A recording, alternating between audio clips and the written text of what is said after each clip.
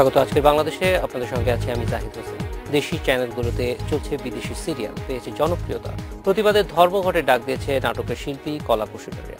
এসব নিয়ে আজকের আলোচনা সংস্কৃতির সীমা। কথা বলতে আমাদের সঙ্গে স্টুডিওতে আছেন অভিনেতা ও নির্মাতা শহীদুজ্জামান সেলিম, আছেন টেলিভিশন নাট্যকার সংঘের সভাপতি মাসুম রেজা এবং দীপ্ত টিভির প্রধান নির্বাহী কর্মকর্তা কাজী উর্ফি আহমেদ। স্বাগত আপনাদের। সেলিম ভাই, আপনার কাছ দিয়েই শুরু করি। যে আমরা দেখেছি যে এই যে বিদেশি যে সিরিয়ালগুলি চলছে বাংলাদেশে, এটা নতুন না, অনেক আগে থেকে। আমরা যখন ছোট ছিলাম তখনও দেখেছি, এমনকি বিটিভিতেও কিছু কিছু সিরিয়াল খুব জনপ্রিয় ছিল। কিন্তু গত কয়েকদিন ধরে দেখছি যে বিষয়টা আবার নতুন করে আলোচনায় এসেছে। একটু প্রেক্ষাপটটা যদি আমাদেরকে বলেন, কি কারণে বিষয়টি হঠাৎ করে বড় হয়ে উঠল? প্রথমত, অভিনয় শিল্পীরা কোনো টেলিভিশনের বিপক্ষে নয়, এটা হচ্ছে প্রথম কথা। টেলিভিশন কোম্পানি যদি চলে, তাহলে অভিনয় শিল্পী যারা আছেন, নাট্যকার যারা আছেন, পরিচালক যারা আছেন, তাদের প্রত্যেকের কাজের সুষম বন্টন হবে এবং তারা সবাই কাজ করতে পারবে। আজ থেকে 20 বছর আগে বা 25 বছর আগে বাংলাদেশ টেলিভিশন যখন একমাত্র চ্যানেল ছিল, তখন অনুষ্ঠান হতো 5টা থেকে রাত্রি 11টা পর্যন্ত। সেখানে সপ্তাহে একটি নাটক, 2টি ধারাবাহিক নাটক এবং কিছু ডাবকৃত সিরিয়াল চলতো। তো সেখানে সলিড গোল্ড নামে অনুষ্ঠান চলতো, যেটার উপরে ফিল্টার দিয়ে দেখানো হতো, কিন্তু একটা ফিল্টার দিয়ে দেখানো হতো। তো সেই সময়ে সোর্ড অফ টিপু সুলতান বা তার পরবর্তী সময়ে আরও কিছু অসীন টসীন এই সমস্ত ইয়েগুলো চলেছে, এগেইনস্ট দ্য উইন্ড চলেছে। এর আগের বার যখন আওয়ামী লীগ গভর্নমেন্ট ক্ষমতায় আসে, তখন হঠাৎ করে দেখা যায় যে বিটিভিতে কিছু ভারতীয় সিরিজ, সেটা বাংলা ডাব করে চালানোর একটা প্রক্রিয়া শুরু হয়। তো তখন অভিনয় শিল্পী সংঘ এবং ডিরেক্টর্স গিল্ড, আরও যে সমস্ত অর্গানাইজেশনগুলো ছিল, তারা মিলে দেখা করে তৎকালীন যে সাংস্কৃতিক মন্ত্রী ছিলেন আবু সাইদ সাহেব, তার সঙ্গে, এবং পরবর্তী সময় প্রধানমন্ত্রীর সাথে এই বিষয় নিয়ে আলোচনা করা হয়। এবং উনি যখন জানতে পারে যে এই রকম চলছে, তখন এটা বন্ধ করে দেয়। তো তখন সিরিয়াল চলতে, হ্যাঁ, তো এটার কারণ কি, বন্ধ করার কারণ কি? এখন বাংলাদেশে হচ্ছে আপনার 27 থেকে 28টা চ্যানেল চলছে। তো এই 27-28টা চ্যানেলের মধ্যে প্রত্যেকের আপনার এমপ্লয়মেন্ট আছে, প্রত্যেকের কাজ আছে এবং একটা প্রতিযোগিতা আছে, কোন চ্যানেলকে পিছিয়ে একটি ভালো অনুষ্ঠান করবে। তো এখানে গত 3-4 বছর ধরে লক্ষণীয়, এবং গত 2 বছর ধরে অনেক বেশিভাবে লক্ষ্য করা যাচ্ছে যে আপনার বিদেশি অনুকরণে, একটা হলো বিদেশি চ্যানেলের প্রতি মানুষ মুখাপেক্ষী হয়েছে। কেন বিদেশি চ্যানেলের প্রতি মুখাপেক্ষী হলো?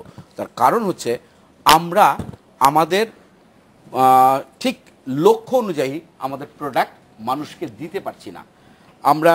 এটা আমাদের ব্যর্থতা, আমাদের নাট্যকারদের ব্যর্থতা, আমাদের পরিচালকদের ব্যর্থতা, আমরা দিতে পারছি না। কিন্তু তার পেছনে কি? তার পেছনে হচ্ছে ফরমাইশ, যে মাসুম রেজাকে বলা হচ্ছে এই রকম একটি নাটক আপনি তৈরি করে দেবেন, আমাকে বলা হচ্ছে যে এইরকম একটি নাটক আপনি পরিচালনা করবেন, ওই রকম। হ্যাঁ, তো ওই রকম। এবং দেখা গেছে যে অনেকগুলো চ্যানেল এসেছে, তার মধ্যে যে প্রোগ্রাম ডিপার্টমেন্ট, তার মধ্যে আবার একটা থাকে যারা প্রিভিউ করে।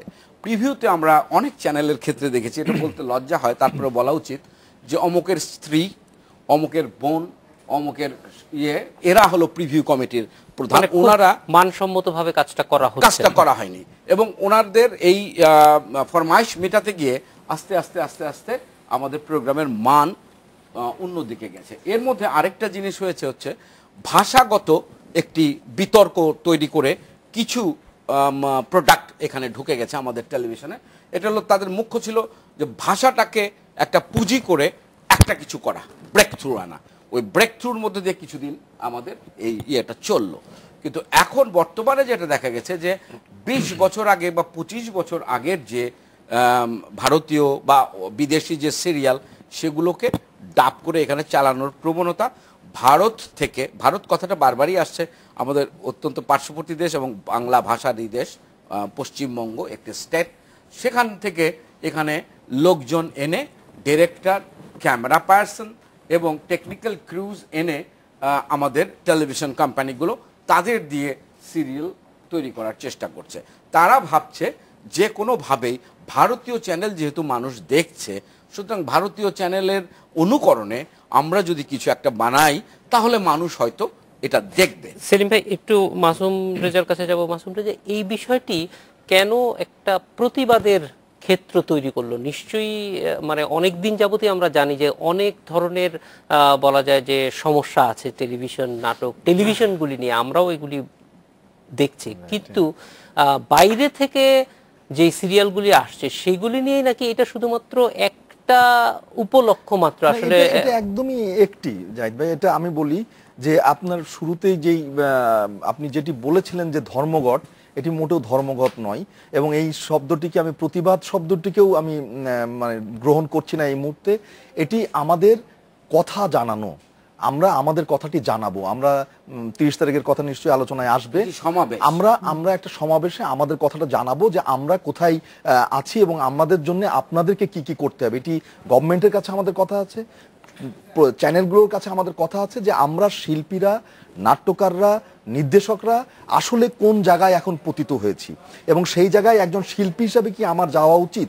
কারণ আমি মনে করি পৃথিবীর যে কোনো দেশের শিল্পীরা হচ্ছে সেই দেশের সবচেয়ে সম্মানিত অংশ। আমি মনে করি শিল্পী, যিনি লেখক, সাহিত্যিক, যিনি শিল্পের সাথে যুক্ত, শিল্পের সেবা করছেন, তিনি আসলে অত্যন্ত সম্মানিত শ্রেণীর মানুষ।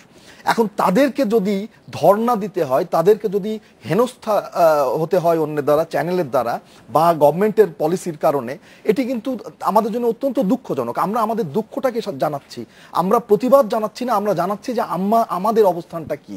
সেলিম বলছিল যে অন্য দেশ থেকে আমাদের এখানে ক্রু আসছেন, ক্যামেরা আসছে, এমনকি আমাদের ডিরেক্টরস আসছেন, রাইটার্স আসছেন, সবকিছু আসছেন, বিভিন্ন চ্যানেলে এই প্রবণতাটি দেখা যাচ্ছে। কিন্তু আমি যদি বলি আমাদের পাশের দেশে যদি আমি আজকে নাটক লিখতে যাই, আমাকে ওখানে নাট্যকার সংঘের সদস্য হতে হবে, আমাকে একটা ফি দিতে হবে। ফি দিয়ে, এই ফিটি ওনারা যে ফি দেন তা নয়, তার সাথে কয়েক গুণ বেশি ফি দিয়ে তাদের সদস্য পদ নিয়ে, সাময়িক সদস্য পদ নিয়ে আমি ওখানে লিখতে পারবো। অথচ বাংলাদেশে যিনি আসছেন তার এই জাতীয় কোনো, এই এমনকি কখনো কখনো দেখা গেছে সরকারি অনুমতিও পত্রও তার কাছে নেই, যেটিকে আমরা ওয়ার্ক পারমিট বলি। তাহলে এই যদি হয়, ক্যামেরা থেকে শুরু করে সবকিছু যদি আমাদের এখানে আসতে থাকে, তাহলে আমরা এখানে কি করছি? আমাদের কি কোনো কিছু বলার নেই? আমরা সেই বলাটা ওই দিন আমরা বলতে চাচ্ছি। সেটি আমাদের মোটেও প্রতিবাদ নয়, সেটি আমাদের মোটেও ধর্মঘট নয়। এখন আমরা কেন এটা বলতে চাচ্ছি? কারণ আমরা তো, আমাদেরও তো একটা সংগঠন আছে, আমরাও তো একটা সংগঠন করছি। সংগঠন যদি নাও করি, টেলিভিশন চ্যানেলগুলোর তো এটুকু বুঝতে হবে যে এই পদ্ধতিতে যদি আমি করে যাই, এই পদ্ধতিটি তো কোনো আইনগত পদ্ধতি নয়। যেমন আমাদের পাশের দেশের কথা বারবার আসছে, ভারতে ডিরেক্টর্স গিল্ডের বা প্রডিউসার্স অ্যাসোসিয়েশনের যেই রুলস অ্যান্ড রেগুলেশন মানতে হয়, সেটিই গভর্নমেন্ট ফলো করেন, নীতিগত সহায়তা সেটিতেই দেন। তাদের কিন্তু আলাদা করে কোনো ইয়ে নাই, নীতি নাই।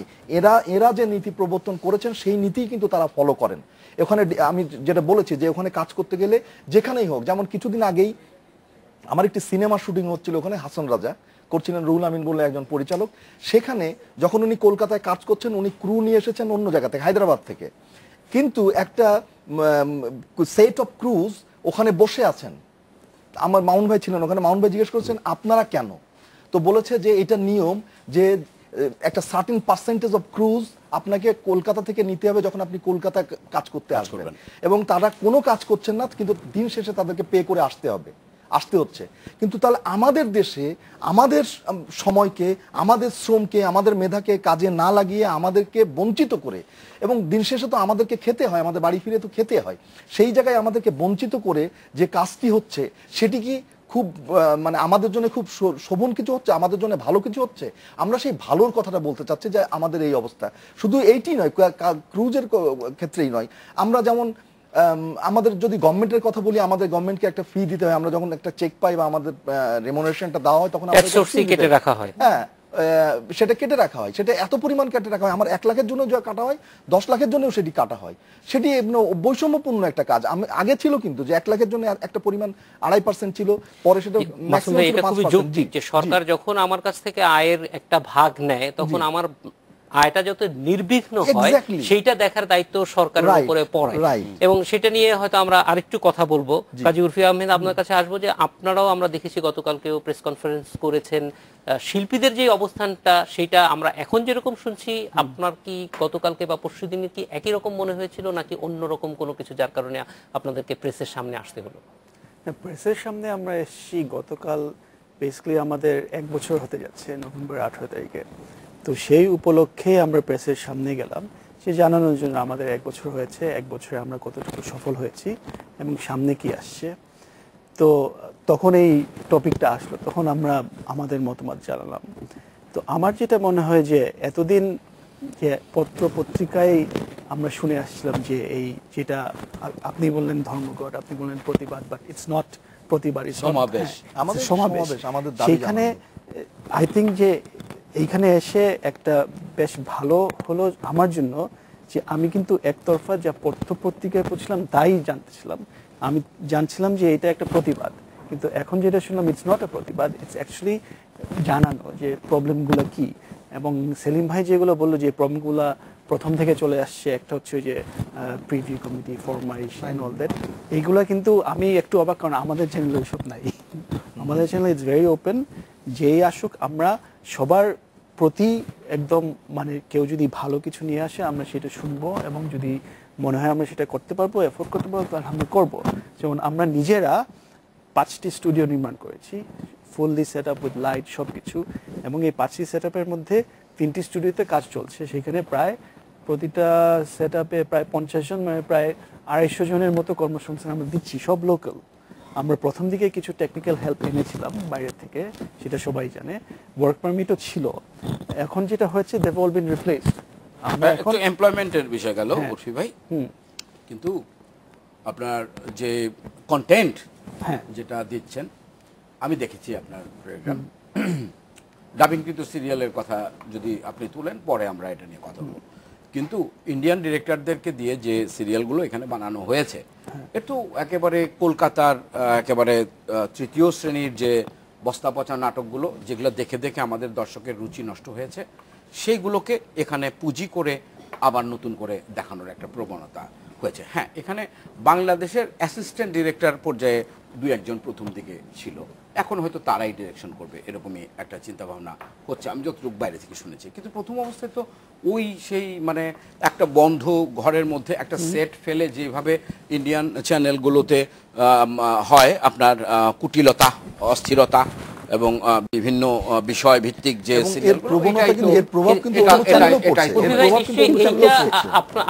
আপনারা সচেতন ভাবেই এটা করেছেন, নিশ্চয়ই কোনো একটা প্ল্যান এর পিছনে ছিল। দর্শকরা তো তা দেখছে, সো আমি কেন দর্শকদের কাছে যাব না? রাইট, আপনি অবশ্যই দর্শকের কাছে যাবেন, কারণ আমরা ভালো কিছু দিতে পারছি না। না না, সেইটাই আমি বলছি যে আমরা ভালো কিছু দিতে পারছি না। আপনাদের একটা গবেষণা আছে, আমি জানি গবেষণার সম্পর্কে আমি জ্ঞাত, কিন্তু গবেষণাটি খুবই এমনভাবে করা হয়েছে যে আসলে দর্শক কি দেখতে চান, দর্শক কি দেখতে চান এর প্রেক্ষিতে যদি করা যায়। কারণ তখন দর্শক ইন্ডিয়ান চ্যানেলগুলো দেখছিলেন, তখন আমাদের কিছু ভুলে, শিল্পী নাট্যকার নির্দেশকদের ভুলে নয়, কিন্তু ওই যে একটি ইঙ্গিত করেছে প্রিভিউ কমিটি থেকে শুরু করে বাজেট, এবং সবচেয়ে বড় কথা হচ্ছে যে নাটক বানানোর পদ্ধতিটা চেঞ্জ হয়ে গেল।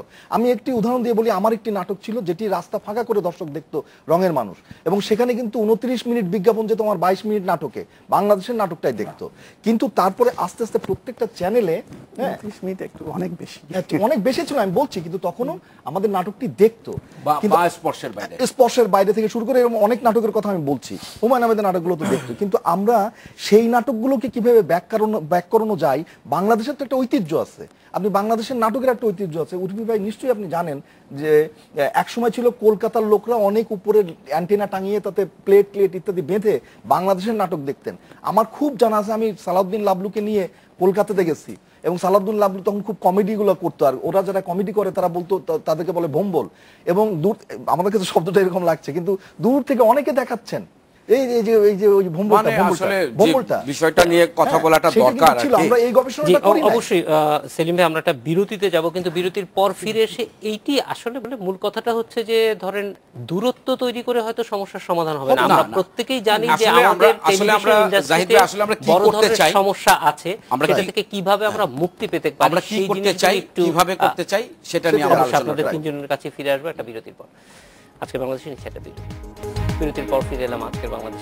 সেলিম ভাই, আমরা একটু মূল সমস্যার জায়গাটিতে যেতে চাই। সেটা হচ্ছে যে সমস্যাটা কিন্তু টেলিভিশন চ্যানেলগুলিরও সমস্যা, যারা নির্মাতা, যারা এই মেধা খাটাচ্ছেন প্রত্যেকেরই। সেটা হচ্ছে যে সত্যিকার অর্থে আমরা কিন্তু আমাদের যে পটেনশিয়াল আছে সেটার কাছাকাছিও যেতে পারছি না, কারণ আমরা মাত্র 20 ভাগেরও কম দর্শক বাংলাদেশি চ্যানেল দেখছে। তো এটা একটা চ্যালেঞ্জ। সেই চ্যালেঞ্জ মোকাবেলার জন্য যদি উত্তর হয় এই যে সুলতান সুলেমান ভালো করেছে, এখন কিন্তু মোটামুটি সব চ্যানেল একটা করে আনতেছে, এটা হচ্ছে বোঝা যায় যে মেধার দৈন্যতা ব্যাপকভাবে। আমরা কিন্তু একই ধরনের রেসিপি দিয়ে সব টেলিভিশন চালাচ্ছি, এটা আমাদের মেধার খুবই দৈন্যতা। এই জায়গা থেকে বের হয়ে আসতে পারে হবে, এবং এটা কিন্তু শিল্পীদের যে সমস্যা, সাংবাদিকদের সেই সমস্যা, হয়তো মালিকদের সঙ্গে আমাদের কম কথা হয়, মালিকদেরও সেই সমস্যা, জানি না। কিন্তু এখান থেকে কিভাবে বের হয়ে আসা যায়? আসলে সত্যিকার অর্থে একটা সময় পত্রিকা পড়ে মনে হচ্ছিল যেন এটা একটা মানে মুখোমুখি অবস্থানের যেতে চাচ্ছে বা যাওয়া হচ্ছে, কিন্তু অবস্থাটা অবশ্যই আপনাদের সঙ্গে কথা হয়ে বলে আমারও মনে হচ্ছে এটা প্রথমে এই বিষয়টা ক্লিয়ার করার দরকার যে 30শে নভেম্বর আসলে যে সংগঠনটি টিএফও কি করতে চাচ্ছে, তা ওইটা করতে চাচ্ছে হলো যে কিছু জিনিস আছে সেটাতে ডিরেক্টররা আছে, প্রডিউসাররা আছে, অভিনয় শিল্পীরা আছে, তাদের কিছু বিষয় সরকারের সাথে সরকারের দৃষ্টি আকর্ষণ করা দরকার। তো সরকারের ঊর্ধ্বতন কর্মকর্তা বা যারা একেবারে পলিসি মেক করে তাদের ক্ষেত্রে তাদের অনেকের এটা অজানা আছে কিছু বিষয়। আর আমাদের টেলিভিশন চ্যানেলগুলোর মধ্যেও এক ধরনের উন্নাসিকতা আছে, বা তারা তাদের রেসিপি অনুযায়ী চলতে চায়, তাতে আমাদের কি ক্ষতি হচ্ছে এই বিষয়গুলো পরিষ্কার করা, এটা হচ্ছে প্রধান কাজ আমাদের। তো ওইখানে খেয়াল করে থাকবেন যে আপনি বলেছেন কেন এরকম হচ্ছে, এতগুলা চ্যানেলের ক্ষেত্রে আমাদের একই রকম কেন প্রোডাক্টের দিকে আমরা যাচ্ছি। আপনি একটা জিনিস খেয়াল করেন, পার্শ্ববর্তী দেশে ভারতে আমাদের বাংলাদেশের কোনো চ্যানেল ওখানে চালানো হয় না। একটি চ্যানেল ডাউনলিঙ্ক করতে 5 কোটি রুপি দিয়ে নিবন্ধন করতে হবে, তারপরে আপনি ইন্ডিপেন্ডেন্ট টেলিভিশন ওখানে দেখাতে পারবেন। তারপরে ধরেন ইন্ডিপেন্ডেন্টের আরও কতগুলো ফিড আছে, আরও কতগুলো শাখা আছে, তাহলে তার প্রতিটির ক্ষেত্রে 2.5 কোটি রুপি করে, 2.5 কোটি প্রতি মাস, প্রতি বছরে আবার একটা ফি দিতে হয়। ওটা দিয়ে আপনি ডাউনলিঙ্ক করলেন। কিন্তু বাংলাদেশে যে অবাধে যে সিরিয়ালগুলো, যে টেলিভিশনগুলো এখানে সম্প্রচার হচ্ছে, তাদের ক্ষেত্রে এই ফিটা মাত্র 1.5 লাখ টাকা। তো কোথায় 5 কোটি রুপি, কোথায় 1.5 লাখ টাকা, মোট 7.5 কোটি অ্যাকচুয়ালি। হ্যাঁ, ও তো ওইটা আমাদের সরকার মহোদয়কে, এটা যে কর্মকর্তারা আছে তাদেরকে তাদের দৃষ্টিগোচরে আনা উচিত যে এরকম অসম বাণিজ্য হতে পারে না। নাম্বার 2, অভিনয় শিল্পী, ডিরেক্টরস, কলাকুশলী প্রত্যেকের আমাদের দেশ থেকে ওই দেশে গিয়ে অভিনয় করলে ওখানে এনবিআর ট্যাক্স দিয়ে আসতে হবে, আমার পারিশ্রমিকের অংশ, তাদের অনুমতি সাপেক্ষে, সংশ্লিষ্ট যে অর্গানাইজেশন আছে তার অনুমতি সাপেক্ষে আমরা ওখানে কাজ করতে পারবো, আদারওয়াইজ আমরা কাজ করার জন্য এলিজেবল না। এবং আমাকে একটা ওয়ার্ক পারমিট নিয়ে বা এমপ্লয়মেন্ট ভিসাতে ওখানে গিয়ে কাজ করতে হবে। আমার সরকারের কাছে আমাদের এই দাবিও থাকবে যে আমাদের দেশে যে সমস্ত শিল্পী, কলাকুশলী এবং পরিচালক এবং ক্রুরা এসেছেন তাদের কি যথাযোগ্য কাগজপত্র, যথাযোগ্য কর তারা প্রদান করেছে কিনা। একটা বিষয় আমরা জানি যে তারা কোনো সংগঠনের জ্ঞাতসারে এখানে আসেনি। যেমন আমি একটি সংগঠনে আছি, মাসুম একটি সংগঠনে আছে, আমাদের কারো জ্ঞাতসারে কোনো রাইটার বা কোনো অভিনয় শিল্পী এখানে আসেননি, এই বিষয়ে আমি জানি। আর টেলিভিশন কোম্পানির কাছে আমাদের যে দাবিটা বা যে আলোচনাটা আমরা করতে চাই যে হ্যাঁ হলো তো একটা প্রোডাক্ট আপনার একভাবে দেখা গেল যে এটা দর্শক দেখছে, যে কোনোভাবেই হোক, খারাপভাবেই ধরি ভালোভাবেই ধরি, এখন সেইটাকে আপনার পুঁজি করে অনুকরণ করে সবগুলো টেলিভিশন একই রেসিপিতে চলে গেল, এটা খুবই আনফর্চুনেট। এটা থেকে আমরা বেরিয়ে আসতে বলি। আমাদের দেশ, আমাদের সংস্কৃতি, আমাদের দেশাত্মবোধ নিয়ে আমাদের কাজ করতে হবে এবং আমাদের টেলিভিশনকে আমরাই উন্নতি করতে পারবো। ভারতীয় চ্যানেলগুলো যদি এখানে বন্ধ হয় বা ভারতীয় চ্যানেলের ক্ষেত্রে যে নিয়ম নীতি আছে আমাদের এখানে সেটা যদি সমপর্যায়ে হয় বন্টনটা, আমার টেলিভিশনে ওখানে দেখাতে হলে এই ফি দিতে হবে, ওদের টেলিভিশনে দেখাতে হলে এখানে এই ফি দিতে হবে, অবশ্যই মার্কেট এখানে উন্নতি হবে। তো আপনি একটা প্রধান বিষয় ইদানিং আলোচনা যেটা হচ্ছে আপনি খেয়াল করে থাকবেন, সেটা হচ্ছে যে আমাদের কিছু বিজ্ঞাপন বিদেশি চ্যানেলে প্রচার হচ্ছে, সেই বিজ্ঞাপনগুলো শুধুমাত্র আমাদের দেশেই দেখা যায়, তাদের ওখানে কিন্তু ওই অনুষ্ঠানে ওই বিজ্ঞাপনগুলো প্রচার হয় না। এর কারণ হচ্ছে একজন পণ্য যে বিক্রি করতে চায় সে যে কোনোভাবেই তার প্রোডাক্টটা মানুষকে দেখাতে চায় যে আমার এই প্রোডাক্ট কিন্তু চলতেছে।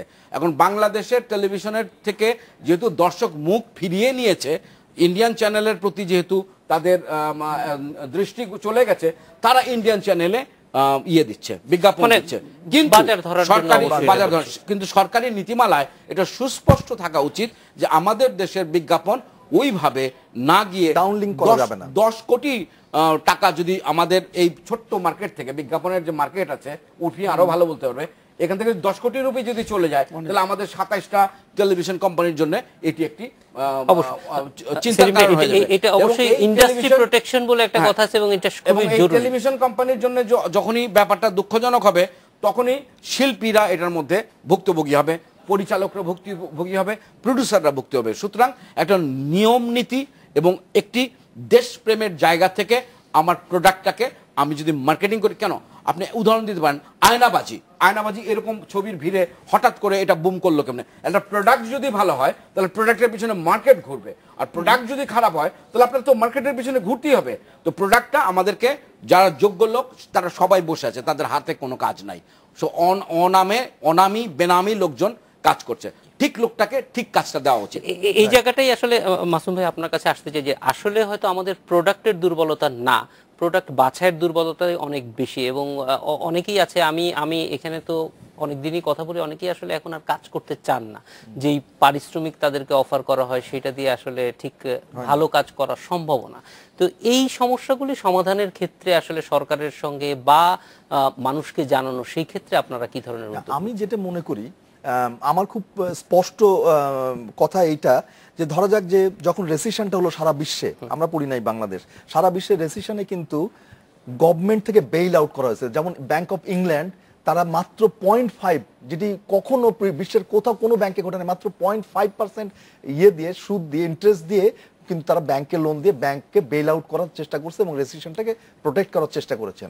আমাদের এখন শিল্পীদের যে অবস্থা, যেমন ধরা যাক যে সুলতান সুলেমান থেকে যদি অন্যান্য সমস্ত বিদেশি সিরিয়ালের কথা বলি, আমরা বিদেশি সিরিয়ালের বিপক্ষে নয়, সেলিম শুরুতেই বলেছে, কিন্তু আমরা চাই যে যেইভাবে আমাদের 1500 ঘন্টার ভেতরে প্রায় 700-650 থেকে 700 ঘন্টা,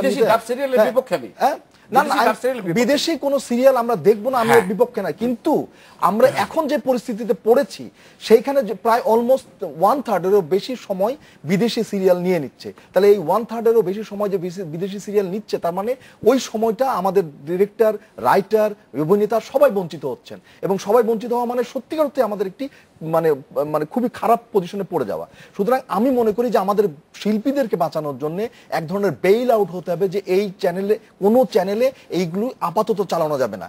যদি চালান তাহলে হয়তো আমরা আগে যেভাবে দেখতাম সপ্তাহে ট্যাক্সেশন করুক, ট্যাক্স করুক, 60% বেশি ট্যাক্স দিতে হবে, এক্স্যাক্টলি সকালে চালাতাম অথবা বিকেলে চালাতাম, টাইম ছিল, সপ্তাহে একটা ছিল। বিদেশি বিজ্ঞাপন, আমরা আরো একটা বিজ্ঞাপনে যাব। উর্ফি ভাই, এই জায়গাটায় আপনার কাছে একটু মানে বেইল আউট করা দরকার, যে আসলে প্রক্রিয়াটা কিভাবে হয়, না কি কোনো ধরনের প্রক্রিয়া নাই? কারণ একটা সময় আমরা দেখেছি আমাদের যে এফএম রেডিওগুলি আছে, তারা কিন্তু কলকাতায় গিয়েছে, বস্তা ভর্তি সিডি নিয়ে এসেছে, বাজিয়েছে। বাংলাদেশের বাজার থেকেও একই প্রক্রিয়া করেছে, এটার কোনো ধরনের মানে রেগুলেটরি কোনো ব্যাপার নাই। আমরা কিভাবে আনি, বা আপনাদের প্রতিষ্ঠান কিভাবে বিদেশ থেকে একটা সিরিয়াল নিয়ে আসতে পারে, সেটার প্রক্রিয়াটা কি?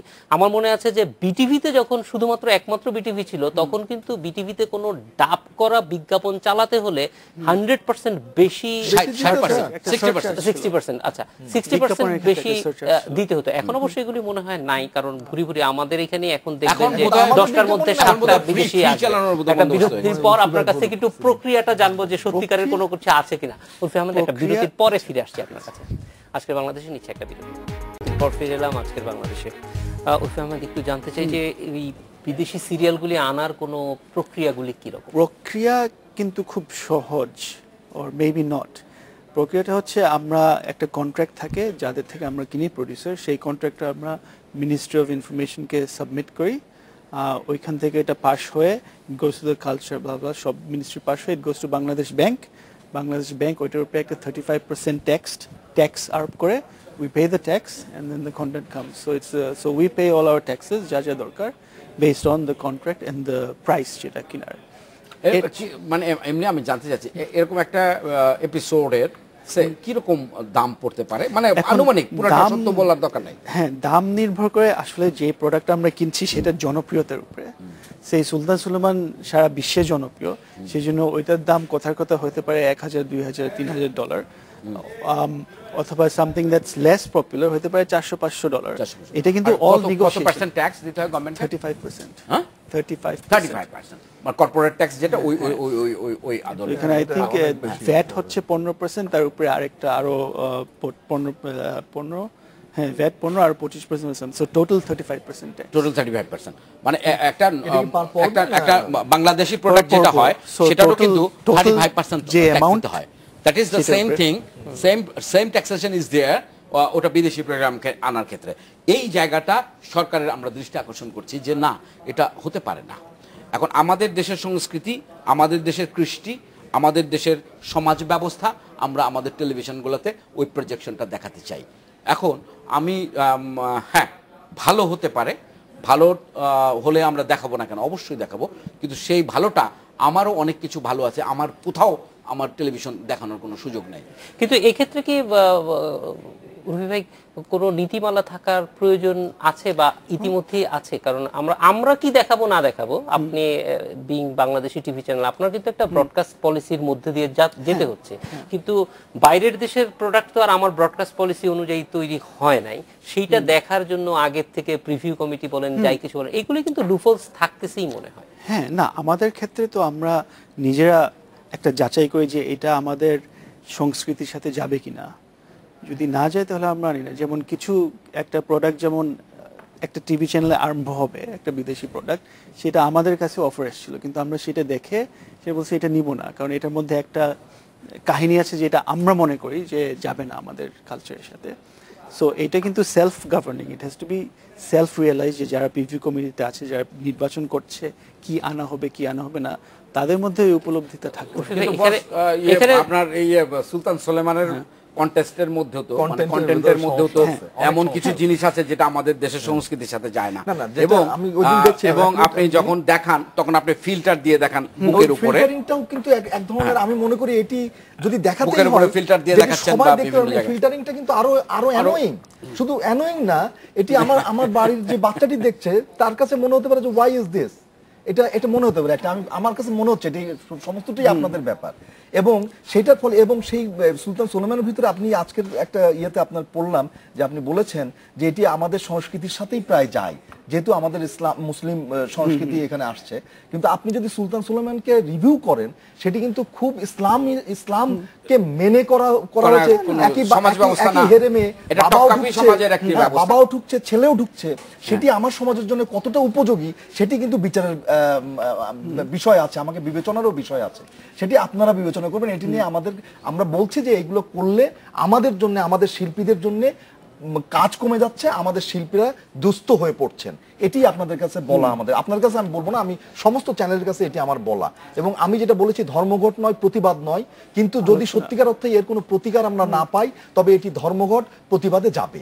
সেটিও কিন্তু এই ক্ষেত্রে মূল যে বিষয়টা মানে একটা কতটুকু কন্টেন্ট আমরা আসলে বিদেশ থেকে আনবো, কারণ আমরা তো আমাদের মতো একটা ইন্ডাস্ট্রি সেটআপ করার জন্যই এই অনেকগুলি টেলিভিশনকে অনুমতি নিশ্চয়ই সরকার দিয়েছে। সেই ইন্ডাস্ট্রির কতটুকু পর্যন্ত আমি প্রোটেক্ট করব এবং সেখানে কোনো সমস্যা হলে সেইটা দেখার যে ব্যাপারটা আছে, এটা আপনারাও ফিল করেন কিনা যে অবশ্যই এই যে যেমন আপনার কাছে যেটি আমাদের সমস্যা করতে, আমাদের আস্থার জায়গাটা তো কম, কারণ শিল্পীরা বহুদিন পর্যন্ত এই রিভিউ কমিটির বিরুদ্ধে, এটা বিটিভিতেও ছিল, আমরা ছোটবেলা থেকে শুনে আসছি এই বিষয়গুলি, এগুলি কখনো অ্যাড্রেস হয়নি, ফলে অনাস্থার জায়গাটা যত বেশি থাকবে এইগুলি ততই হবে। সেক্ষেত্রে এই যে রেগুলেশনসের দাবিটা তখনই আসবে, এটা আপনারাও ফিল করেন কিনা? যদি এটা একটু রেগুলেট করা যায় তাহলে হয়তো সামগ্রিকভাবে শিল্পের জন্য ভালো। হ্যাঁ, রেগুলেশন, আমরা কিন্তু কখনোই আমাদের স্ট্যান্স ছিল না যে আমরা সব বিদেশি সিরিয়াল নিয়ে ভরে দিব, তাহলে কিন্তু আমরা আমাদের প্রাইম টাইমের পুরো 6 ঘন্টায় কিন্তু সব বিদেশি দেখলাম, সেটা আমরা করি না। আমাদের উদ্দেশ্য অলওয়েজ ছিল কিছু এমন জিনিস দেব যেটা লোকজন দেখবে, প্লাস পাশাপাশি আমাদের যেই নাটকগুলো আমরা যেগুলো নিজেরা বানাবো সেইগুলো যেন ওই লেভেলের জনপ্রিয় নিয়ে যেতে পারি। সেই জন্যই কিন্তু আমাদের 3টা নাটক। ঈদ ছাড়া উর্ফি ভাই, হ্যাঁ, আর যে প্রোগ্রামগুলো করেছেন, কোনটা আপনার মনে করছেন যে আমাদের দেশের ঈদের প্রোগ্রাম বাদ দিয়ে ঈদের আমিও আপনাদের একটা নাটকে অভিনয় করেছি একইতে, তো তাছাড়া মানে ঈদের ক্ষেত্রে আপনি ভালো ভালো নির্মাতাদেরকে দিয়েছেন এবং আপনার প্রোগ্রাম কিন্তু ভালো হয়েছে ঈদের প্রোগ্রাম, তো তার মানে কি দেশীয় যারা আছে তারা তো পারে, হ্যাঁ পারে তো, তারা দেন না কেন? দিচ্ছি তো, আমাদের নাটকগুলো তো অল লোকালস, এবং আমরা যে নতুন যে দুটো নাটক আরম্ভ করছি সেগুলো কিন্তু সম্পূর্ণ এখানকার নির্মাতা, এখানকার গল্প, তাদের সাথে আমরা কাজ করছি। 1 বছর পরে এটা হলো, এখন 1 বছরের মাথায় তো সবাই আপনার খারাপ দিকটা অনুকরণ করা শুরু করে। ওরা শুধু বিদেশি দিকটা অনুকরণ করছে, বিদেশি সিরিয়াল, ইন্ডিয়ান লোক এনে, ইন্ডিয়ান ডিরেক্টর এনে এখানে রেখে অনেকগুলো টেলিভিশন, আমি 3-4টা নাম আমি বলতে চাচ্ছি না, আমরা তো আর নাই এর মধ্যে, আমরা তো কখন করে তো ফেলেছেন রফি ভাই। আমরা তো যে আপনি যেটা বলছেন যে এনে করানো হয়েছে, আমরা ছিল কনসালটেন্ট হিসাবে, নাও দে আর গন, এখন এভরিথিং ইজ লোকাল আমাদের চ্যানেলে, লোকাল প্রোগ্রাম করেন, আমাদের দেশীয় সংস্কৃতির সেটা আমরা করছি। এবং আমাদের আরো 2টা নাটক আমরা যেটা একটু আগে বললাম, 2জন লোকাল মানে নির্মাতাদের সাথে আমরা কথা বলছি ধারাবাহিকের জন্য, একটা 1 বছরের ধারাবাহিক আর একটা 3 মাসের একটা সিটকমের। সো অলরেডি কথাবার্তা হচ্ছে, সেট ফালানো হচ্ছে। সো আমরা কিন্তু আস্তে আস্তে যে লোকাল যে শিল্পীগুলা তাদেরকে অবশ্যই আমরা সাপোর্ট করতে চাই। আপনাদের যে দাবি, আপনাদের যেই কথাটা মানে যেটা বলারটা, সেটা কিন্তু আমরা প্রথম থেকেই ছিলাম, এখন আরো জোরদার সেটা এটা আপনাদের কাছে আমাদের আপাতত বলা এটাই যে আসলে শিল্পীদের জন্য এটা একটা মানে চিন্তার বিষয় হয়ে গেছে, যদি এইভাবে প্রত্যেকটা চ্যানেলে ঘন্টার পর ঘন্টা এটা অবশ্যই, কারণ গত 1 মাসে আমরা দেখেছি যে অনেকগুলি চ্যানেলই ঘোষণা দিয়েছে, নতুন করে শুরু করেছে, ফলে এটা কাইন্ড অফ অ্যালার্মিং অবশ্যই। এটা এখনই যদি একটা চ্যানেলকে না বলেছে তাহলে আমরা এটা করব, আমরা একটা বিরতি নিয়ে আবার ফিরে আসি। একটা চ্যানেল কিন্তু বলেছে অলরেডি আমরা করব না বলেছে। আজকের বাংলাদেশে নিচ্ছে একটা বিরতির পর ফিরে এলাম আজকের বাংলাদেশে। সেলিম ভাই, আমরা শেষ পর্যায়ে চলে এসেছি, একটু সংক্ষেপে জানতে চাইবো যে এইটা তো একটা সংকট অবশ্যই, কিন্তু এখান থেকে কিভাবে আমরা সবাই মিলে বের হয়ে আসতে পারি? এটা খুবই সোজা একটা জিনিস, খুব কঠিন কিছু না। আমার ত্যাগটা করতে হবে, আমাকে অতিরিক্ত মুনাফার বিষয়টা ত্যাগ করতে হবে, আর গভর্নমেন্টের সুনির্দিষ্ট হস্তক্ষেপ লাগবে। আমি মাননীয় প্রধানমন্ত্রীর দৃষ্টি আকর্ষণ করছি এই বিষয়টার মধ্যে। বর্তমান সংকট যেটা চলছে, এই সংকট থেকে যদি উত্তরণ না ঘটে, আমরা সবাই রাস্তায় বসে যাব। শিল্পী, কলাকুশলী, অভিনেতা, অভিনেত্রী, রাইটার, ডিরেক্টর, এভরিবডি। হ্যাঁ, আমাদের বাংলাদেশে তারপরে টেলিভিশন অনুষ্ঠান চলবে, আমাদের পুরোটাই বিদেশি সংস্কৃতি আমরা বাংলাদেশের মানুষকে দেখাবো, হীরক রাজার দেশের মতো মানুষকে আমরা অন্ধ করে, বধির করে আমরা দেখাবো। সেটা যদি আমরা না চাই, তাহলে সরকারের পদক্ষেপ অবশ্যই দরকারি, এবং সাথে সাথে টেলিভিশন যে কোম্পানি চ্যানেলগুলো আছে তাদের অবশ্যই এই বিষয়ে দৃষ্টি দেওয়া দরকার, এবং পার্শ্ববর্তী দেশের সাথে সুষম বাণিজ্যের বিষয়টি অবশ্যই অত্যন্ত জরুরি দরকারি। তারা যদি আমাদের চ্যানেল বিশেষ করে বাংলাদেশে, তারা যখন, এটা শুধুমাত্র ভারত না, যে কোনো চ্যানেলই ঢোকার ক্ষেত্রে একটা প্রক্রিয়ার মধ্যে দিয়ে ফিরিয়ে ঢুকতে হয়। সে আমার ক্ষেত্রে যে নীতিমালাটা করবে, সে আমার ক্ষেত্রে যে ট্যাক্সটা করবে, আমার ট্যাক্সটা যেন তার সাথে কম না হয় কোনোভাবেই। একই সমবন্টন, ইকুইলিব্রিয়াম অফ ট্রেড বা বাণিজ্যের ক্ষেত্রে আমার সমান থাকতে হবে, সো দ্যাট আমি আমার জায়গায় লড়তে পারবো। আর একটা অসম বাণিজ্যের মধ্যে খেলা যায় না, একটা অসম বাণিজ্য নিয়ে বেঁচে থাকা যায় না। নিঃশ্বাস বন্ধ হয়ে আসে, আমাদের প্রত্যেকের এখন নিঃশ্বাস বন্ধ হয়ে আসছে। আমরা চাই একটা সুন্দর বাংলাদেশ। এখন বাংলাদেশে গণতান্ত্রিক সরকার আছে, এখন আর্মি গভর্নমেন্ট নাই, এখন ওই রকম কোনো সরকার নাই যে আমাদেরকে বুধ বানিয়ে রেখে দেবে হিন্দি সিরিয়াল বা বাংলা বিদেশি সিরিয়াল দেখিয়ে, যাতে কোনো পলিটিক্যাল মুভমেন্ট না হয়। এই সমস্ত নীতি এখন আর দরকার নাই। বাংলাদেশ সরকার একটি গণতান্ত্রিক সরকার, গণতান্ত্রিক সরকারের প্রধান শেখ হাসিনা অসম্ভব, উনি দূরদর্শী, এবং ওনাকে যদি এই দৃষ্টি আকর্ষণ করা যায়, অবশ্যই এই সমস্যার সমাধান নিশ্চয়ই উনিও পথ বের করুন। মাসুম ভাই, এই জায়গাটায় আমাদের কিছু করণীয় আছে কিনা? কারণ আমরাও কিন্তু সবসময় বলে আসছি যে এক ধরনের রেগুলেটরি ব্যবস্থা থাকা দরকার, যাতে যে লেভেল প্লেইং ফিল্ডটা তৈরি হয়। সেক্ষেত্রে আপনারা অবশ্যই কাজ করছেন, এবং কি করণীয় আছে? আমার মনে হয় যে এখন ঠিক এই মুহূর্তে যেই জায়গায় এসেছে যে আমাদের শিল্পীরা একটা সংকটের ভিতরে পড়েছি। সেটা নাটকের বাজেটের ক্ষেত্রে, মানে প্রোগ্রামের বাজেটের ক্ষেত্রে আমরা পড়েছি, এবং বিদেশি প্রোগ্রামগুলো আসার কারণে পড়েছি। এআইটির কথা আমরা বলেছি, এআইটির বৈষম্যের কারণে আমরা পড়েছি, নানানভাবে আমরা সংকটে পড়েছি। কিন্তু চ্যানেলগুলো যদি দেখা যায়, চ্যানেলও কিন্তু একটি বড় সংকটে পড়েছে। আজকে তাদের বিজ্ঞাপনগুলো প্রায় অনেকগুলো বড় বড় কোম্পানি তারা বলে দিয়েছে যে এই জানুয়ারির 1 তারিখ থেকে তাদের বাজেটের অর্ধেক চলে যাবে ওই ডাউন লিঙ্ক ইয়েগুলোতে, যেটা শুধু বাংলাদেশে দেখা যায়, ওই দেশে দেখা যায়। ডাউন লিঙ্ক চ্যানেলগুলোতে চলে যাবে। অর্থাৎ যদি 50% বিজ্ঞাপনের কমে যায়, চ্যানেলগুলো যথেষ্ট সংকটে পড়ছে। আমার একটাই কথা, যে চ্যানেলগুলোকে এখন আমাদের এই যে শিল্পীর যে সংকট, শিল্প এবং শিল্পী এদের যে সংকট, চ্যানেলগুলোকে এই দিকে নজর দিতে হবে, কারণ তাদের কাছে আমাদের 3টি দাবি আছে। আর আমরাও তখন চ্যানেল যাতে বাঁচে, কারণ চ্যানেল না বাঁচলে শিল্পীরাও বাঁচবে না। সুতরাং চ্যানেল যাতে বাঁচে আমরাও সেটি করব। আমাদের 30 তারিখের যেই সমাবেশ, আমরা 30 তারিখে যেখানে আমরা একসাথে জড়ো হচ্ছি, শুধু এই কথাটাই বলতে, শিল্পী বাঁচাও, শিল্প বাঁচাও, চ্যানেলও বাঁচাও, আমরা এই কথাটি বলার জন্য সেদিন জড়ো হচ্ছি। উর্ফি ভাই, এই ব্যাপারটা অবশ্য এখন দেখেছি যে আমরা চ্যানেলের কর্তৃপক্ষ অনেকটা নড়ে চড়ে বসেছেন, বিশেষ করে বিদেশি চ্যানেলে, যেটা একদম প্রপার না। এমন যদি হতো যে মানে যেটা ভারতেও দেখা যায় বা অন্য জায়গায় দেখা যায় সেটা করছে, ওইখানের মার্কেটিং পলিসির জন্য হচ্ছে, সেরকম না। আসলে একটা সময় প্রচার করা হয়েছিল এরকম। তো সেক্ষেত্রে আসলে ঝুঁকির মধ্যে আমরা সবাই আছি, শিল্পীরা আছে এবং চ্যানেলরাও একই রকম হয়তো থাকবে যদি মানে বিজ্ঞাপন এইভাবে চলে যায়। তো সবটা মিলিয়ে এই সংকটটা থেকে উঠে আসার জন্য সবাই একসঙ্গে, মানে এমন না যে আমাদের, যেটা বলছিলাম প্রথমেই যখন আমরা শুরু করেছিলাম আলোচনা আজকে, তখন মনে হচ্ছিল যেন চ্যানেল এবং শিল্পীরা একে অপরের বিরুদ্ধে অবস্থান নিচ্ছে, কিন্তু সেই জায়গাটায় আমরা নাই। সেখানে উদ্ধার পাওয়ার উপায়গুলি কি? আমার মনে হয় উদ্ধার পাওয়ার একটা উপায় হচ্ছে, and I think this is the most important, যে আমাদের একসাথে কাজ করতে হবে।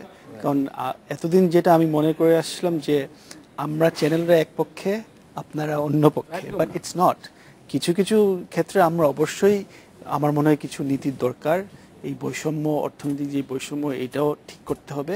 এবং আমরা কিছু কিছু ক্ষেত্রে আমরাও আপনাদের সাথে একমত যে কেন বিদেশে টাকা চলে যাবে, সেটাও আমাদের জন্য যেমন ক্ষতিকর, আপনাদের জন্য তেমন ক্ষতিকর।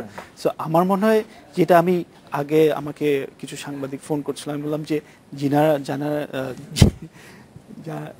এই সংগঠন যে হচ্ছে, সেটা কিন্তু আমাদের সাথে কিন্তু ফর্মালি কিংবা অফিসিয়ালি কিন্তু আমাদের সাথে যোগাযোগ করা হয় নাই, কিংবা বলা হয় নাই যে আমরা এই করতে চাই। আমি পত্রিকা থেকে জেনেছি। সো এখন যেটা আমার জন্য খুব ভালো হলো, and I think other channels would also, যে আপনাদের সাথে যদি আমরা বসতে পারি, আলোচনায় এক হতে পারি, তাহলে কিন্তু এই যে এই সংকট যেটা, সেটা আমরা একসাথে দূর করতে পারবো। আমার কাছে মনে হয় যে সংকটের একটা বড় জায়গা যেহেতু কন্টেন্টে কিভাবে আরো বেশি ইনভেস্ট করা যায়, সেই ক্ষেত্রে আমার মনে হয় যে সবাইকে এক জায়গায় এসে কাজ করতে হবে। সেলিম ভাই, মাসুম ভাই এবং উর্ফি ভাই, আপনাদের তিনজনকে অনেক ধন্যবাদ আমাদের সঙ্গে যুক্ত আছেন। ধন্যবাদ। এই ছিল আজকের বাংলাদেশে। দেখা হবে আগামী রোববার একই সময়ে। শুভরাত্রি।